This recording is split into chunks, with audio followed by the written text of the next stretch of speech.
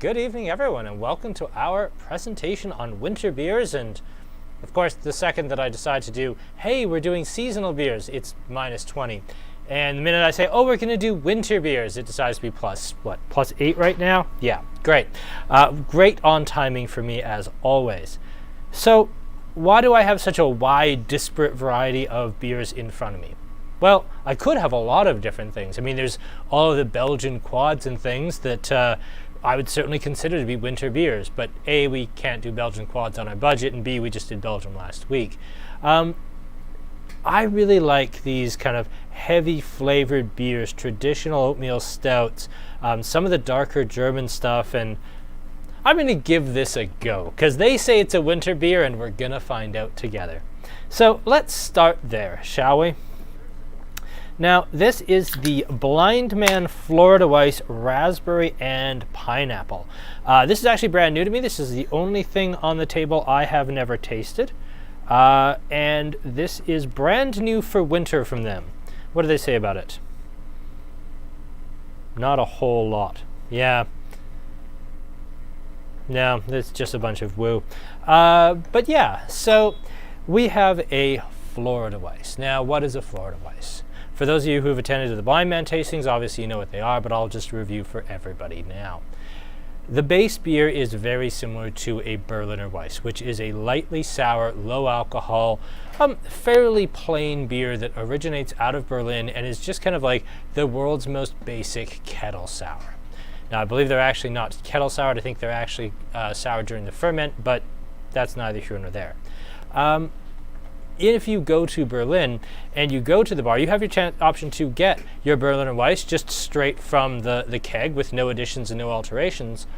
But one of the things you'll very often get is a raspberry syrup or a lemon lime syrup or perhaps like a plum syrup or blackberry syrup, and they'll add that to the beer kind of to your taste to sweeten it, to add some fruity notes to change the beer. What changes that and what makes a Florida Weisse different is that they actually do that right in the actual brew house itself. Florida Weisse is a fairly new style. This came out of, unsurprisingly, Florida with a beer called Ich Bick ein Raspberry or Rainbow Sprinkled Jelly Donut. A beer that actually, when I was still really into rape beer and still really trying to find a whole bunch of really cool things to try, that actually came out about that period, and I just missed it. It was from a little tiny brewery in Florida. I was in Alberta. There was no way to get it, but I started to hear some of the hype, and that one little beer with a stupid name from like the Tampa area, I think, has gone on to be like this massive global style to the point where it's BJCP certified and recognized. It's something that you'll see in apparently every beer bar and every brewery in Florida has a Florida Weisse pretty much year round. And also something that you'll see even in Europe these days, as just as we see like Berliner Weisses brewed over here, you'll see Florida Weisses brewed in Europe, which is kind of wild. This new version, of course, all summer we've had the lemons, limes, and clementines version. This for winter is raspberry pineapple. So that should be a kind of a nice big punchy fruit bomb. Oh yeah, it's definitely raspberry. Wow, there is a lot of raspberry there.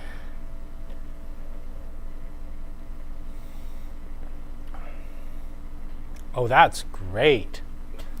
Oh, I really like that.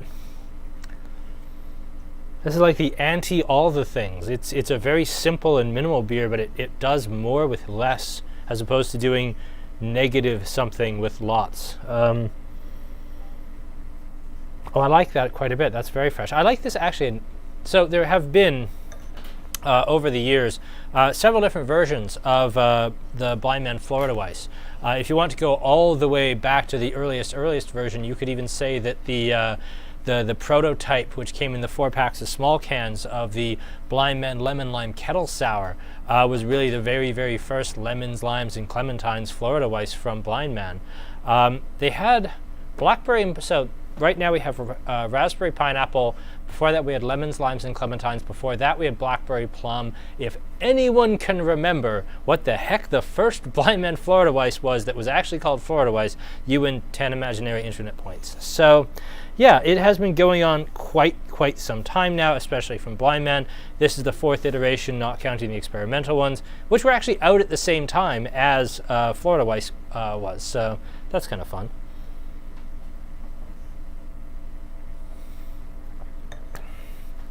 I'm not sure I'd call that a winter beer. I'd call it maybe like a spiting winter, or pretending winter's not there, like having a pina colada party where everybody wears tacky Hawaiian shirts when it's -40. It's kind of that in a glass. Winter beer, I'm not entirely convinced. That said, no slate on the beer itself. The beer itself is absolutely fantastic. I think it's my favorite Florida Weisse so far. But I really liked the plum and blackberry version.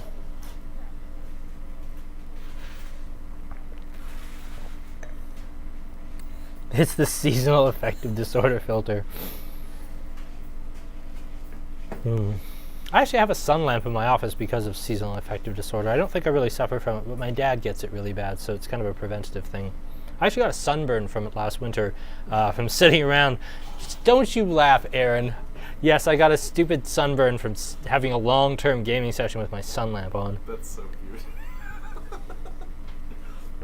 You're the first of your kind, pal. I am genuinely the only member of my endangered species. Okay, so I want to apologize a little bit for those of you who were attending the German tasting, because I said, oh, I was expecting a Bavarian Dunkel, not a Munich Dunkel. They must be very different from each other.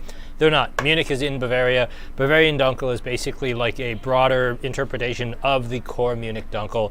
They're effectively the same style. This is, of course, an establishment beer, because we will never not taste an establishment beer because they are my favorite brewery. This style, again, a little bit of review coming after the German tasting. Dark malts are, let's walk this way back. In the very early days of brewing, a beer that was kind of clear and pale and light and not smoky and hoppy would have been laughably non-existent. The only yeasts that were available were wild yeasts or sour yeasts. The only way to really dry barley, because if you got it wet and just left it, it would rot. You had to dry it out somehow. Well, you'd dry it out over a fire. Dry kiln roasting or dry kiln curing of barley really wasn't a thing until the 1830s. So, dried barley was always very smoky. And hops were actually one of the later additions to brewing. Hops aren't a thing before like the mid 1400s. So really, I mean, if you go like back to the 1200s, your beer is definitely going to be dark because it's the only way that you dry the barley. It is definitely going to have no hops in it because hops are really not a thing until a little bit later on in history. And it would have been quite aggressively tart because there would be sour yeast. Munich Dunkel is really the style that the Reinheitsgebot or Bavarian Purity Law of 1516 was designed to promote. This style, I don't know what you're giggling about, Aaron, but I'm sure it's all gone to hell. That's great. Was it blackberry passion fruit? Nigel, do you remember what the very first Blindman Florida Weisse was? Yeah, no, neither do I. Okay. At least it's not just me. So, yeah. This is that from the 1830s on, very gently kilned so that it doesn't have that smoky flavor. It is generally done as a lager, so we're talking about a very long, slow fermentation process. The yeast notes will not be very, very pronounced. There are certainly some Bavarian Dunkels, especially Dunkel Weissens, where they're done with an ale yeast, and that banana clove thing that we get from traditional German Hefeweizen is right up top and is joined with like bubble gum, and it'll be joined with like clove. They're very, very spicy beers. The Munich Dunkels tend to be a little calmer. They don't have those big ale yeast notes. The beer is much kind of softer, cleaner, rounder. They don't tend to be so incredibly spicy. This particular version does have a little tiny touch of smoke to it, but it's not going to be because of, ancestral smoking processes. I imagine they're using just a touch of a fairly aggressively roasted barley, because even a tiny percent of very heavily roasted barley goes a really long way. Like 0.75%, 1% added will still have a pervasive smoke note in a beer.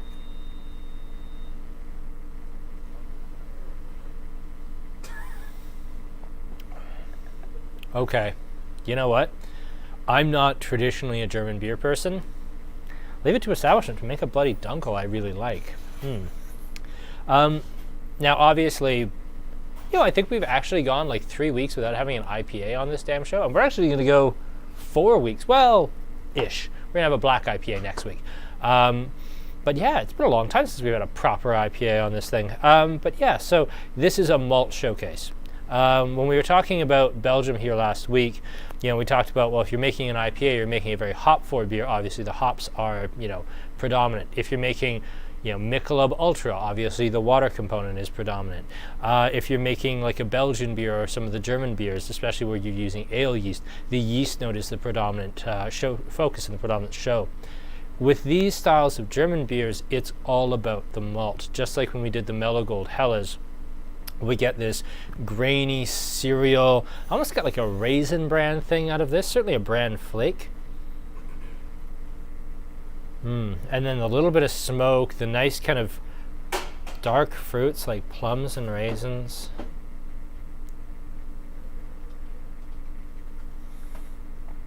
Yeah, velvet smoke and maltiness. Yeah, it's very, very soft. Also, Eric, it's lovely to have you and Craig back this week because our comment section was really, really pokey without you. I know everyone tried, but you guys are always like 90% of our comment section, and it's appreciated. Craig, I would never have thought of that as being like a British mild. But you're right, it is. It has that light smokiness. It has that kind of dark fruit. The alcohol's not out of line. Was this 5.2? Yeah, 5.2. The alcohol's not out of line. I mean, a British mild would be made with ale yeast, not lager yeast. But yeah, I think you're spot on. That's funny because I traditionally like milds, but don't usually love Dunkels. But I do like this. I think it might be the fact that I don't like Dunkel Weissens because they use that super banana clove ale yeast, which I'm just so tired of. I can't deal with that yeast anymore.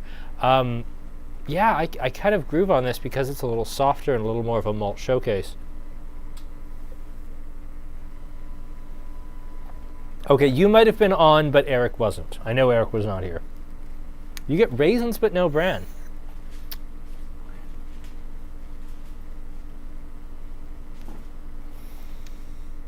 Actually, now that I'm really digging into it, and because it's almost Halloween, I get those really weird molasses toffees quite a bit. Like I get a lot of molasses on this. The ones that you'd get from like the worst person on your block, and after you'd eaten all your other candy, you'd have about 10,000 of those, like clogging up the bottom of your candy bag, and that was all you had left. And eventually your mom would throw them out before next Halloween because that was just inedible trash. This has that molasses note, but happily doesn't taste like those.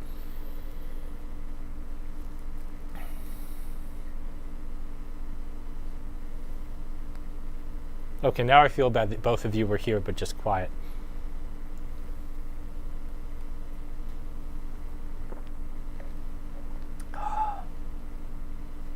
Ooh. Sorry, Aaron, you said the comment section was quiet because we were missing some people. Who did you say we were missing? What, just now? Or last week. Yeah, it was Eric and Craig and who was here? Chad, See, this is what Chad was here. Yeah, I don't know. It's all that. Apparently, Eric and Craig were here. They were just being very quiet. They're quite insulted that you said they weren't here.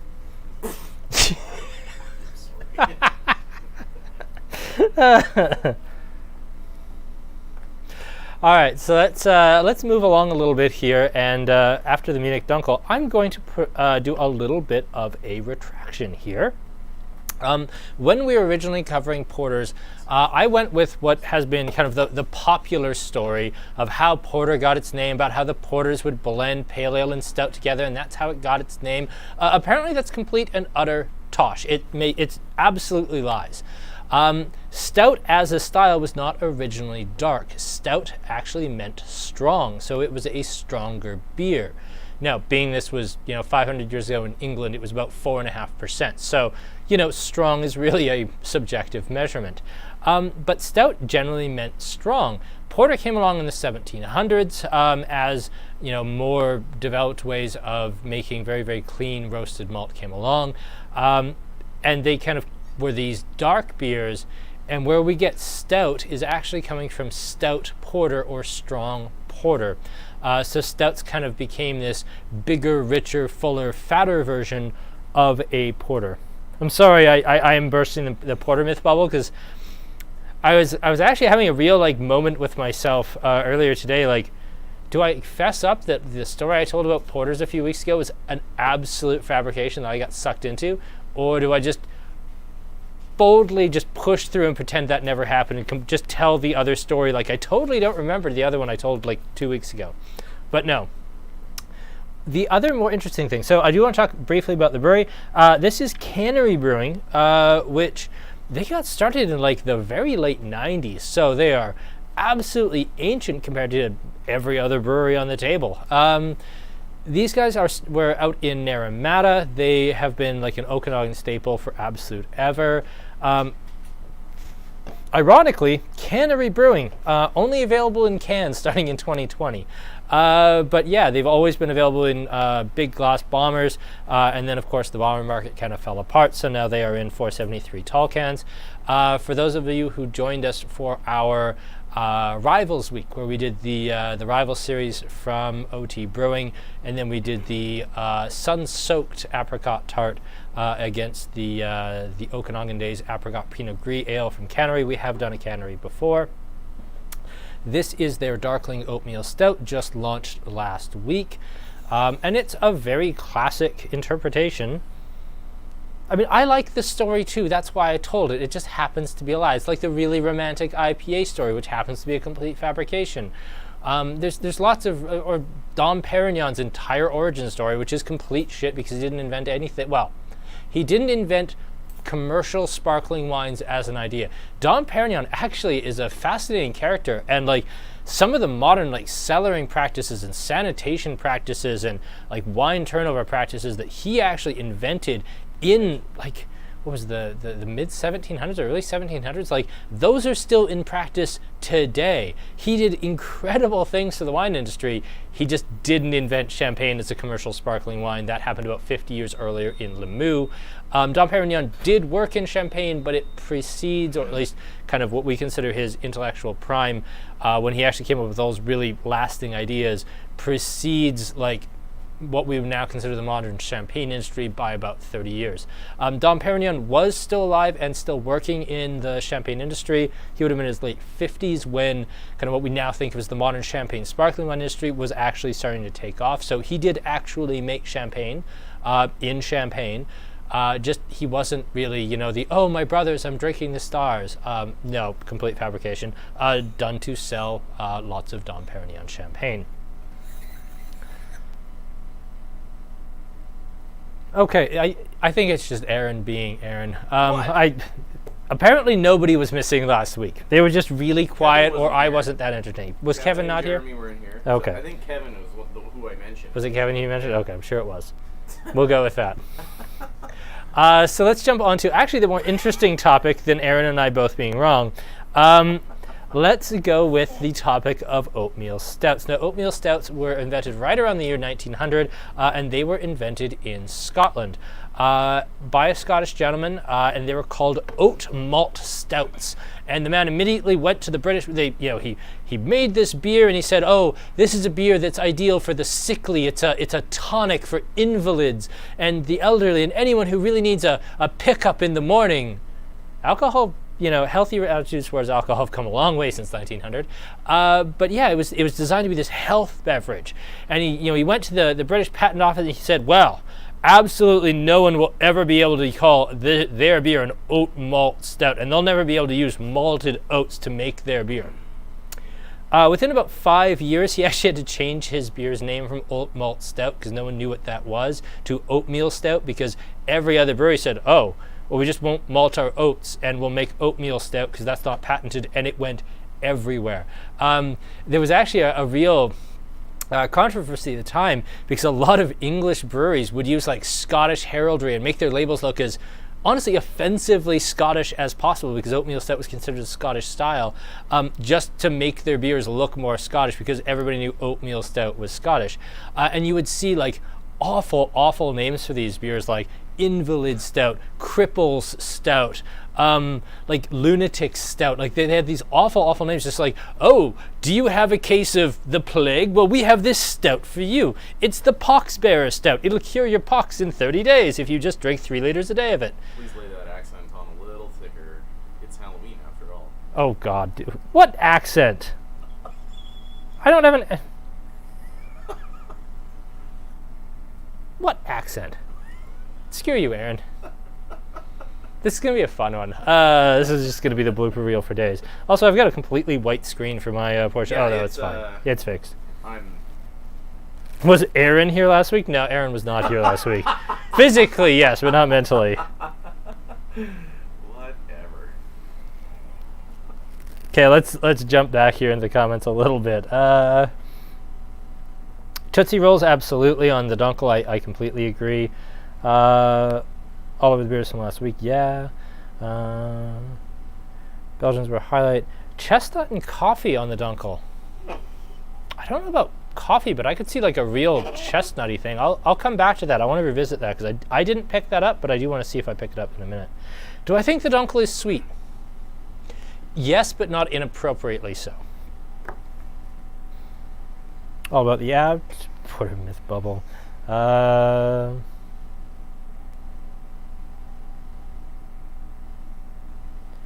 Great yeast note on the nose of the Cannery. I don't know what it's called because Kyle's full off track. Well, you know, that does tend to happen. I'm not picking up a ton of yeast. I'm getting some like nice roasted barley. I do get kind of that sweet kind of hot cereal note that you get from the oatmeal. I get chocolate, I get coffee.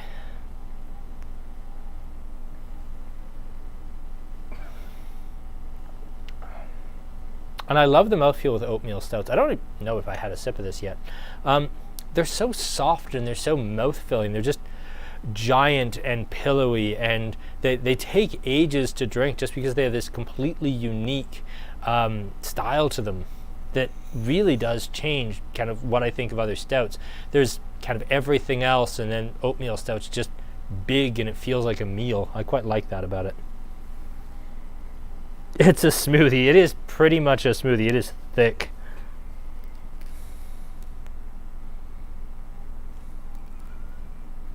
House of Frankenstein filter. What are you doing? So Aaron has this fancy new video board that he's absolutely delighted with. Halloween. Okay. It's Halloween. Fine.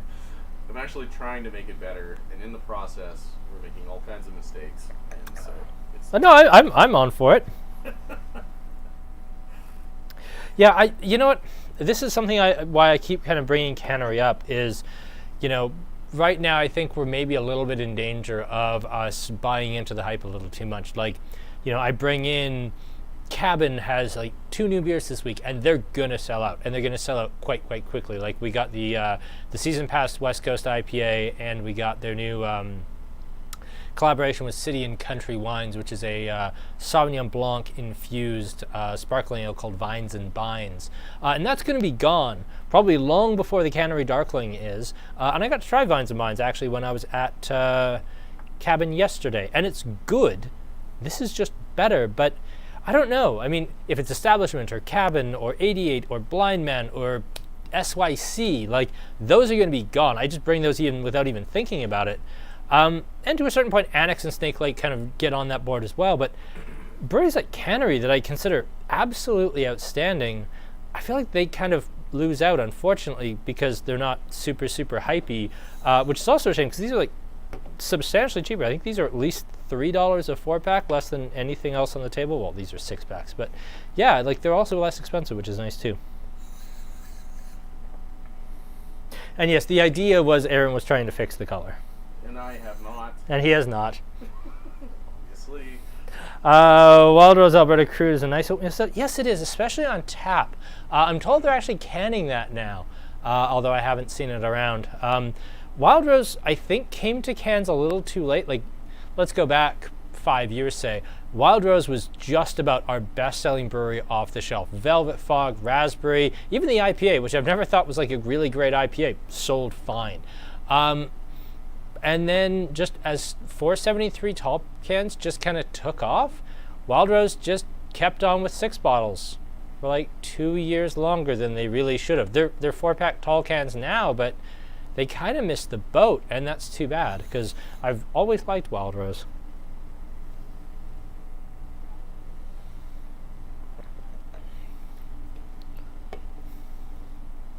So let's talk about what we have coming up next. Now, bit embarrassing here.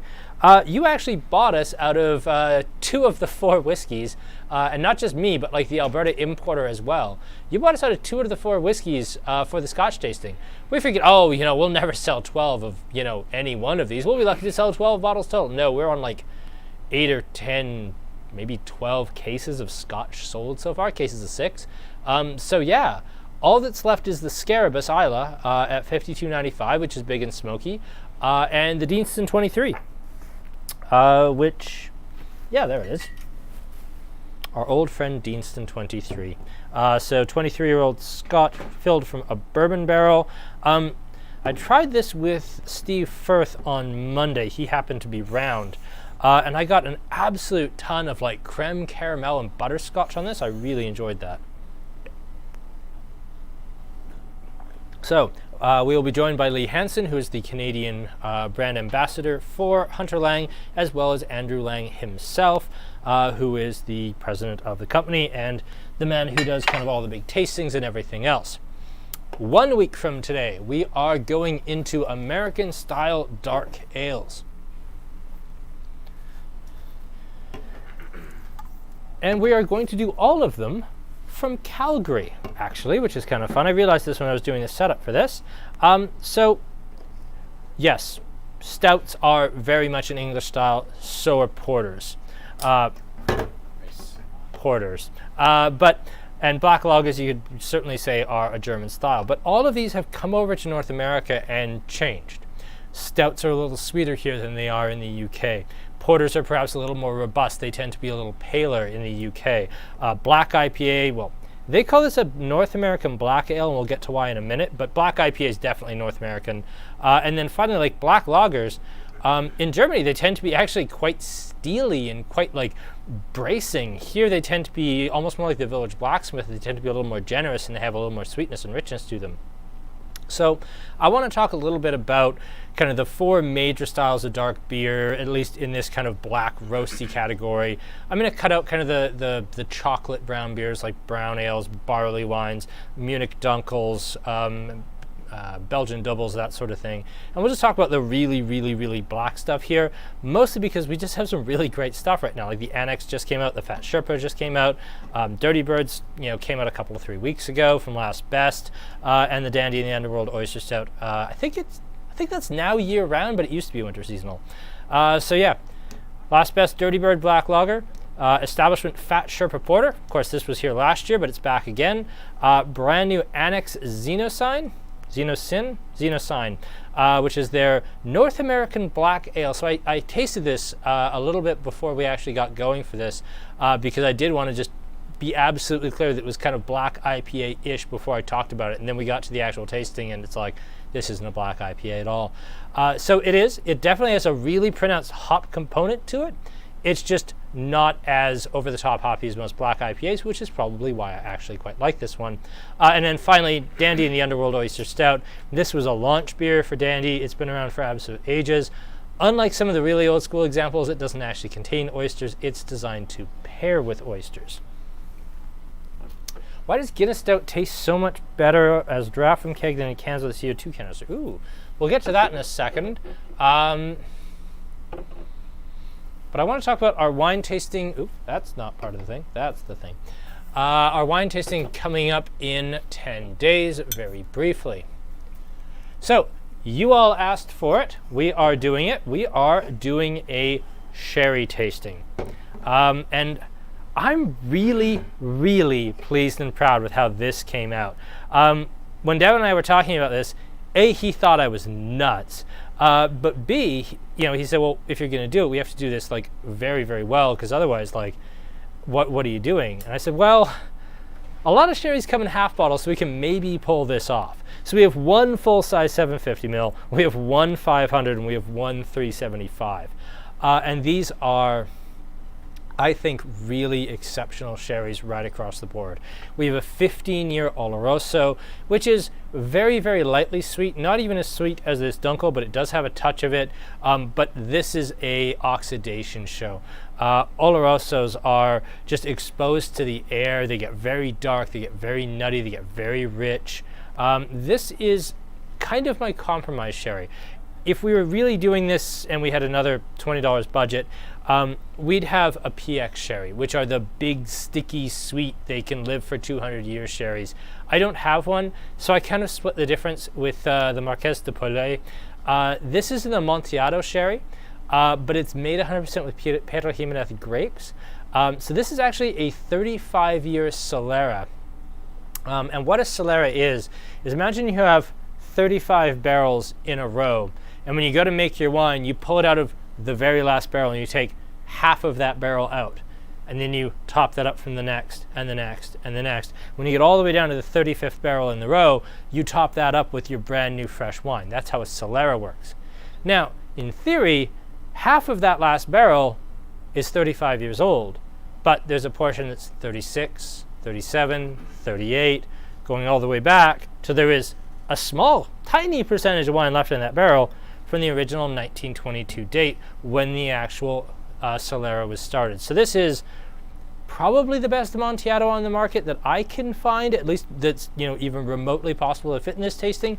Devin and I kind of fought a little bit about, do we do this or do we do just a cheaper Amontillado and then also a PX? And then one of the ones he wanted to do, actually there wasn't enough stock, so we went with this.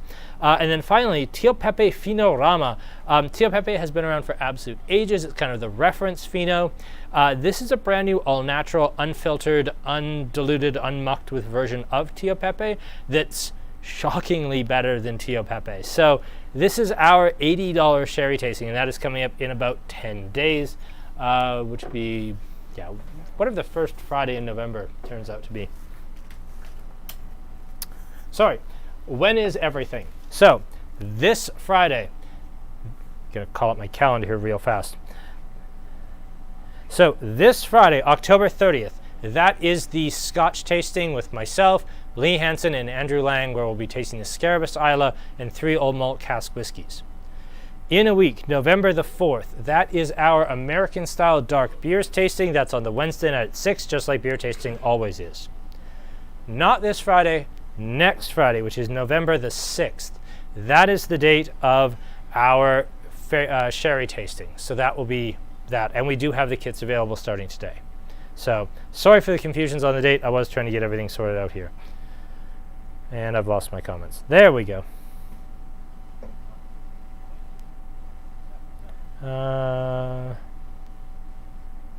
Sorry, comments are kind of broken for me for the second. The last thing I can actually see is Jim Miller's comment about Guinness Stout. So, why does it taste so much better as draft from the keg than in cans with a CO2 canister? I believe the simple answer for that is the cans, I believe, are shipped over as a concentrate, canned in North America, and then cut with water so that they can, just ship over the concentrate, save on shipping. The kegs come direct from Ireland. And I know Sleeman did buy Wild Rose, which is a great sadness. I wasn't going to say that because I don't know what's really changed at Wild Rose, if anything. But yeah, they seem to buy Wild Rose right about the exact moment people stopped caring about Wild Rose, so that seems like poor timing for them.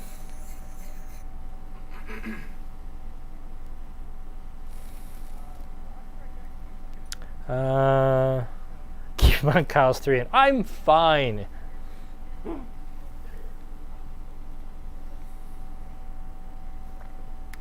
There is an orange wine tasting. I should actually mention this. So this is, I believe it's either this week or next week. I think it's this week is Orange Wine Week. And Eric is going to be doing an orange wine tasting on the Friday night as I'm doing the Scotch tasting. But that's hosted by Eric. We're certainly supporting it. We'll happily sell you the wines for the tasting and everything else. But we aren't actually directly producing it. I kind of wish I'd known, because I'd have moved the Scotch tasting either up or down a week and jumped on with Eric and done this orange wine tasting with everybody. Unfortunately, it kind of came together at the last minute, or at least it came together after I'd booked Andrew Lang, because I booked him almost a month ago. So that is the thing that's coming up, which is at literally the exact same time as my Scotch tasting, I'm pretty sure. But if you'd rather hang out with Eric and drink orange wine, that is totally fair. We will happily sell you the kits. So let's go on to the beer that we have been talking about since like midsummer from Snake Lake. This is the Ice Cutter Vanilla Latte Stout. Now, obviously, adding things to stouts to change the flavor is very, very old. Going right back to like Oatmeal Stout, and there are even additions older than that. I believe Oyster Stout's actually even older than Oatmeal. But Stout has always been a really nice base to add things on. There are coffee stouts, and then there are the Kopi Luwak Weasel Poop coffee stouts, and then there are that Nightmare Monstrosity All the Things, which was pistachio and oddly not cherry, even though all it tasted like was maraschino cherries, and all this vanilla and chocolate and coffee and hot garbage and all sorts. There are chocolate cherry stouts. There's lots of different things you can do with a stout. So with this, they have added coffee, they've added chocolate, and they've added vanilla to create this vanilla latte stout. Pardon me, lactose coffee and vanilla, not chocolate. To create this vanilla latte stout. We're gonna need an actual TV studio in-house. Aaron is doing his best, damn it. He's looking very disgruntled. There's a lot going on. There's a lot going on? Well, we may need more staff.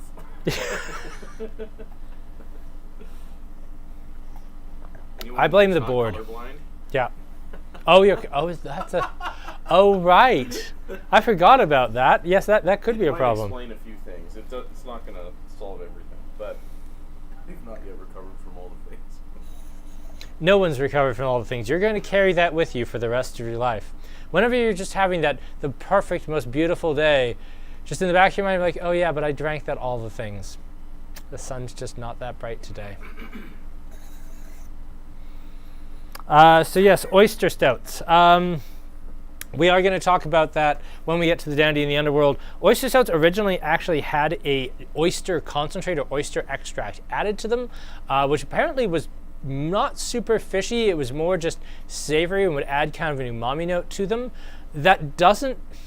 That's not as weird as it sounds. A lot of imperial stouts, if you age them for a while, will pick up a really, really pronounced like soy sauce note and become very, very savory after about 2 years. I think that adding that oyster to it would have just created that without the aging process.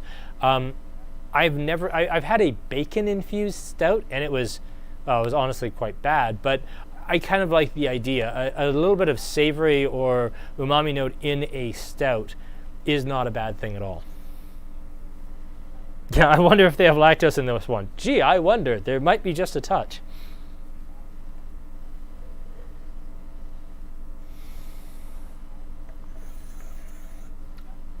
How's that color coming, Aaron? Well, it's a work in progress. It's a work in progress. Well, it's our Halloween event. Yeah, why aren't you dressed as, something? Larry's House of Frankenstein. Yeah. No, I thought about doing this one in a costume, and then honestly, I just ran out of time. I was in Calgary yesterday, and yeah, it's been a bit of a week. Okay, channel can't be that busy this time. On a Tuesday? Are you kidding? It's Wednesday, Aaron. Oh, it is Wednesday. It is Wednesday. It's the Wednesday night beer tasting. It is our 28th beer tasting on the 28th of October. Oh, yeah. And at 56 weeks in a year, we have done half a year's worth of beer tastings. Yeah, so that's fun. Yeah, Aaron was making House of Frankenstein jokes all night, just I think maybe slightly too quietly for the mic to pick it up. And yes, we know, Aaron's working on it. We have so this is our new digital video board, which is a thing of absolute beauty. It's very fancy looking. It switches between cameras very easily with a single push of the button and all that sort of thing. But we had, this was also the source of our like video audio link up HDMI woes last time. Yeah. Here, just keep talking. I have here. Aaron has a cunning plan, apparently. Cunning plan. Here, just like run some actual. Kyle is the Wolfman. Well, you had that until I got my haircut, so. There, how's that? Is that better? Aaron is just literally holding a gel in front of the camera. I can't see because I've got the time delay. There we go. Better? Might not be better. I don't know. I'm on a 30-second delay. Why are you asking me? I can't tell.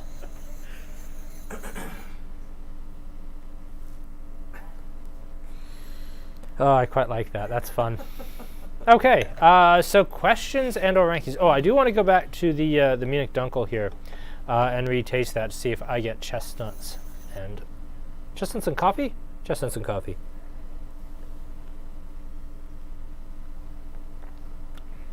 Ooh. This is going to be a tough rankings.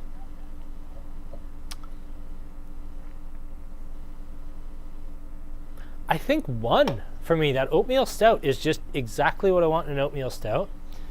2 will be the ice cutter. And I'm really grateful. I think that vanilla would get kind of cloyingly sweet if I had a full tall can. I kind of appreciate this comes in smaller cans. 3 is going to be the Blindman. It's my favorite Florida Weisse so far. I'm really grooving these stouts because it's so cold outside.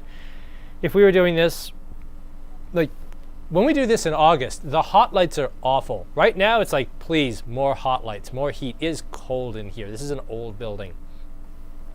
I think I would rank that very highly in summer. I'm not really digging it in the heart of winter. And then I like that Dunkel. I don't like Dunkels. Just not my flavor. Thank you, establishment. That is probably as good a Dunkel as anyone's going to do. I still don't care for it.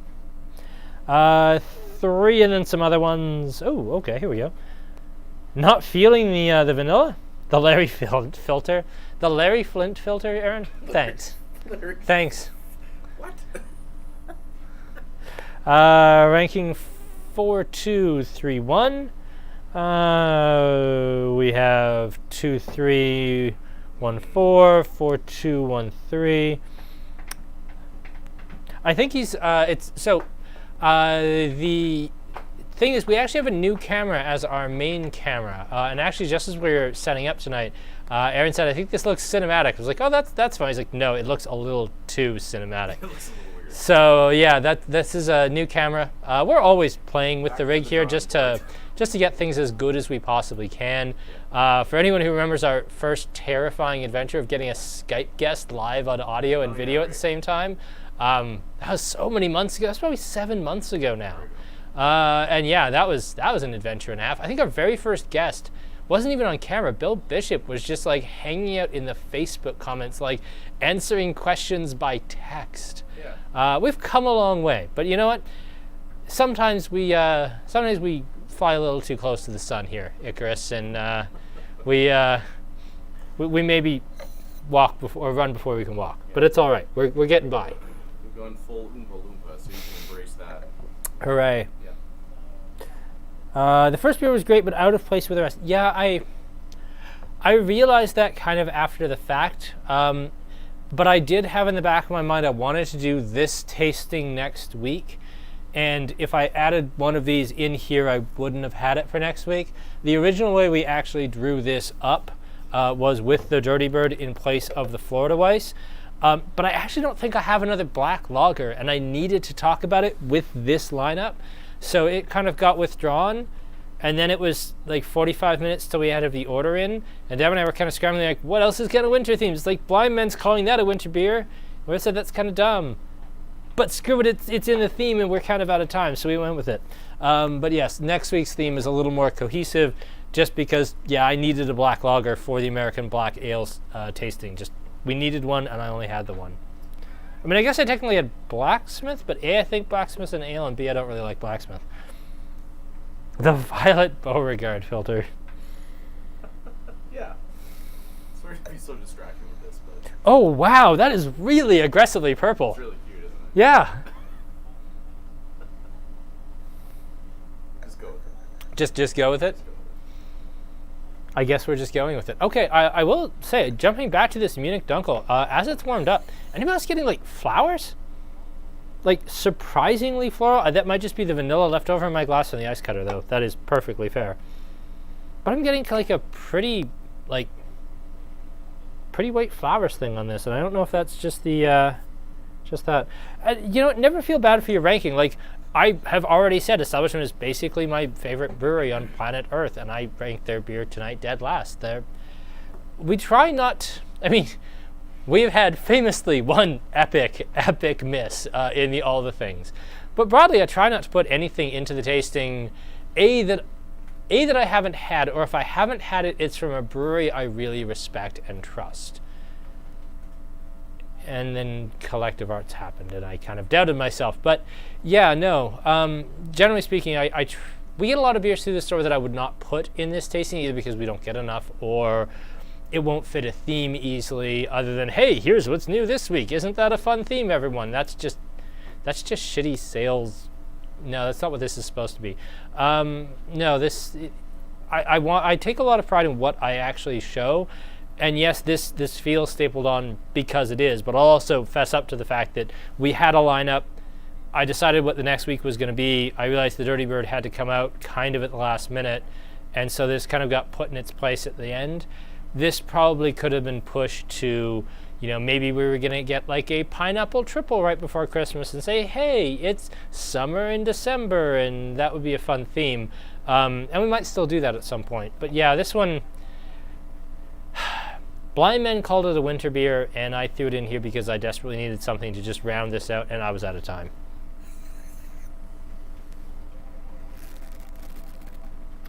Oh wow, yeah, all right. And the beer is purple. Well, the beer is something. Oh wow, we have an actual like interesting.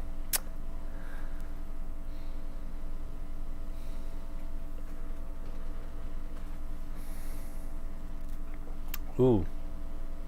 Yeah, and that's just it. This is my personal rankings. I mean, if I'm ranking them as to how technically perfect they are as a, you know, purely intellectual exercise, I'd probably put that first, that second, that third, and that fourth, just because the vanilla does get cloying. But I'm trying to speak from my heart for my rankings rather than just my head. I just like the ice cutter. It's neat. I'm grateful it comes in a smaller can, but it's neat. It's exactly what I want in winter. It's very warming. What's the alcohol in this? It's a strong beer, but in Alberta that can mean 5.1. 5.9. Okay, it's not even as strong as I thought it was. It tastes like it might be a little bit bigger than that. Apparently I am famous enough to be spammable. Good for us.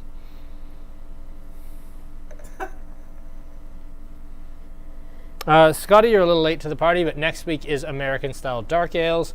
We did cover this already, but it is the Last Best Dirty Bird Black Lager, the Annex Xenosign, I'm just going to call it a black IPA, Establishment's Fat Sherpa Porter, and Dandy's Dandy in the Underworld Oyster Stout. And yes, the Florida Weisse is excellent. I do agree that it doesn't really fit with our theme tonight.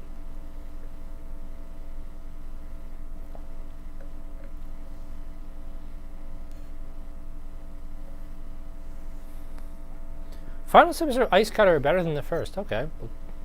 I'm game to try that.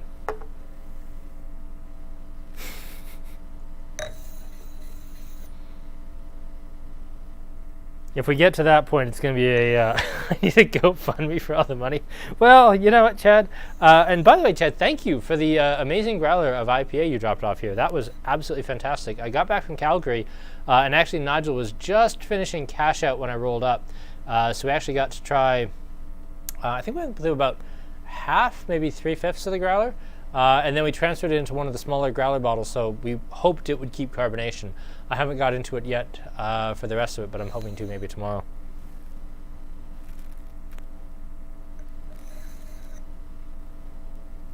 Oh man, they are really, really after our spam tonight. Yeah, back, more. Mm-hmm. Nice. Real urgent for Abdi there. Yeah, you know, we've been doing this for half a year, and this is the first time I think we've actually had one of these. Yep. That's kind of surprising, really.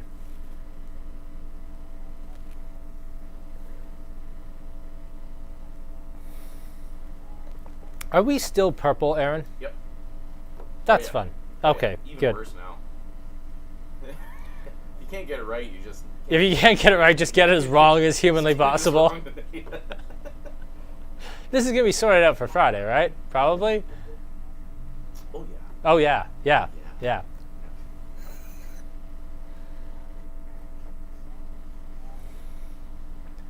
All right. Shall we call it there, Aaron? I think it's been it's been a fun night.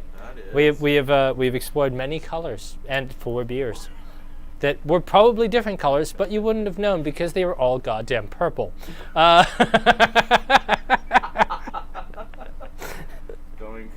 What's the best-selling craft beer in the store? Ooh. I'm going to narrow it down to 3 because I haven't actually run the numbers, and I'm just going to go retail sales, not out the back door. Would be one of Establishment Jamrock, Cabin Super Saturation,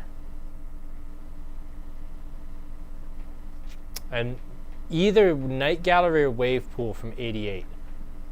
The Blindman stuff all sells, but we carry like 8 or 10 different varieties of it, so I can't say it's any one of them's like a huge seller. Honestly, I might be embarrassed if this is actually accurate, just because I didn't think of it at first. But Old Man River's Bluebridge Lager, we sell an absolutely terrifying amount of that lager, like 5-6 flats a week sometimes. Like it's great. I would be surprised if that wasn't sometimes our #1 selling craft beer in the store, but I would bet it's one of Super Saturation or Jamrock, one or the other. I would say. Gun in my head, I'd probably say Jamrock's our best selling craft beer in the store because it sells to everybody, but Super Saturation's right up there.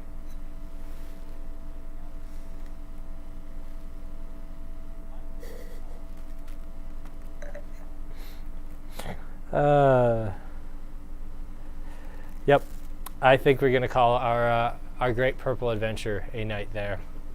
So yeah. Nightmare? Oh, a night there. Yeah, we're gonna call it a night there, not a nightmare. I mean, it was your nightmare, but it was actually fine for me. It didn't bother me in the slightest. Thank you, everyone, for bearing with us for Adventures in Color Theory, as we explored all of the things that this board can do, none of which appear to be actually get the colors right. So yes, this is our 28th beer tasting, and through 28 of them we apparently still don't have all the bugs worked out, but that's what makes it always an adventure. I'm Kyle with Andrew Hilton. Aaron is the man behind the colors, as well as the man behind the cameras, who does way more work than I do. I really just stand here and drink beer and tell terrible jokes, but Aaron does all of the actual work. So thank you, Aaron. Thank you to all of you. This has been a fun night, and we will see you either Friday for Scotch or Wednesday for another one of our wonderful beer tastings. Thank you all very much, and good night.